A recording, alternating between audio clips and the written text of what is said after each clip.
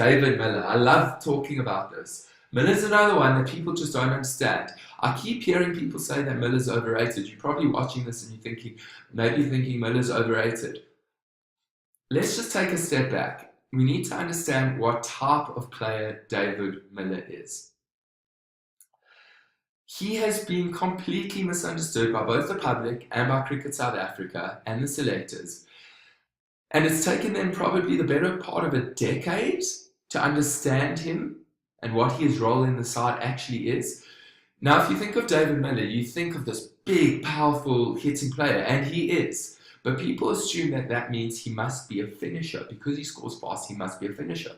So for the better part of 10 years, because that's how long he's almost been in the side for, he's been played as a finisher. Now, that might be true for a lot of players, but it's not true for David Miller. Let's look at some of his stats. Okay, let's look at David Miller's stats. Okay, so he made his debut in 2010. So it's 9 years ago. That's what I'm saying, almost the better part of a decade. In that time, he averages 39 at a strike rate of over 100. That is significant. Now, let's go into the details.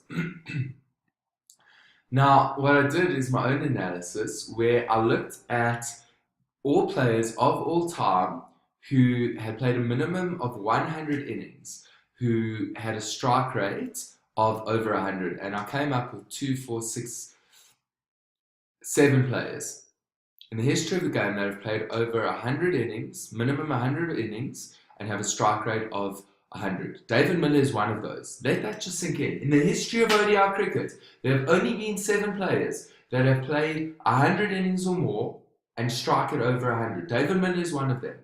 It doesn't stop there. Not only that, in the history of ODI cricket, let this sink in, only 2 players have a higher average at a strike rate of 100 or more who have played a minimum of 100 innings than David Miller. That is phenomenal. And those are A.B. de Villiers, who played over 100 games, strikes over 100 and averages 53.5, which is just freaky when you look at the second best. Jos Buttler, what a player. Jos Buttler's 118 strike rate, played over 100 games, 100 innings, and his average is 41 pretty much. So David Miller is third on that list. That is huge, people. People don't appreciate David Miller enough. Oh, and he can keep as well. Let's not forget that David Miller was trialled against Sri Lanka as a keeper recently. He took some really good catches and a stumping that some Indians compared to MS Dhoni stumpings. MS is known to be the best behind the stumps to spinners. Just talking about World Cup squad, some people feel that we need a backup keeper in case of injury. Klaasen was in the mix. He was in line probably 12 months ago. Besides for his pink ODI heroics against India, he hasn't done anything. He was kind of a one-hit wonder, which is a bit disappointing.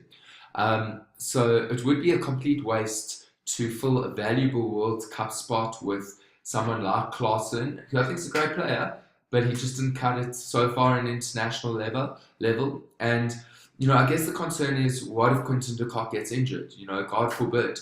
Well, at least we have someone like Miller who can do the job and who seems like he's pretty talented behind the stumps. He's an amazing all-round fielder. I heard a story, I can't verify this, maybe one of you can help me out, that in the history of World Cups, no keeper has ever been injured during World Cup. I'm touching wood right now. Hopefully that doesn't happen, but at least if that does happen, we do have some backup. We don't need an out-and-out keeper in the squad. And I guess, if de Kock does get injured, we could always call someone into the squad. I guess the only problem is if it happens like the night before a game, the day of a game, God forbid. But at least we have David Miller as a backup there. So David Miller, exceptional batsman.